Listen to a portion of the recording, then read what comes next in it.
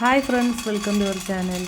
ഒരു 3/4 കപ്പോളം കപ്പലിൻ്റെ ഞാൻ 3/4 കപ്പിൽ താഴെ കപ്പലിൻ്റെ ഫ്രൈ ചെയ്ത് തൊലി കളഞ്ഞ് മാറ്റി വെക്കുന്നുണ്ട്.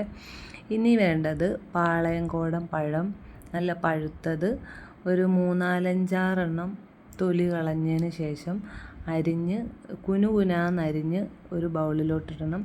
അപ്പോൾ മിക്സിയിൽ അടിക്കാൻ ഫോർക്ക് കൊണ്ട് നമുക്കിങ്ങനെ ഉടച്ച് ലൂസാക്കി എടുക്കാം.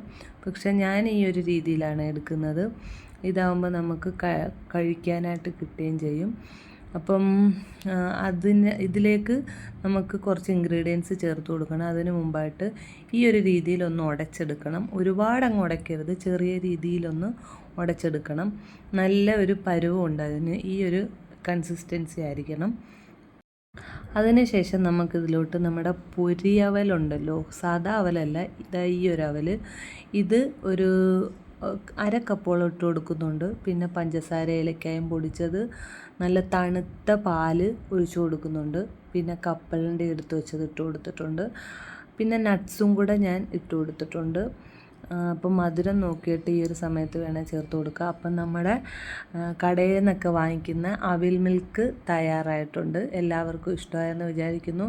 ഇത് മസ്റ്റായിട്ടും ട്രൈ ചെയ്ത് നോക്കണേ. കടയിൽ നിന്ന് വാങ്ങിക്കുന്ന സെയിം ടേസ്റ്റ് ആയിരുന്നേ. അപ്പോൾ എല്ലാവർക്കും വീഡിയോ ഇഷ്ടമായെന്ന് വിചാരിക്കുന്നു. Thanks for watching.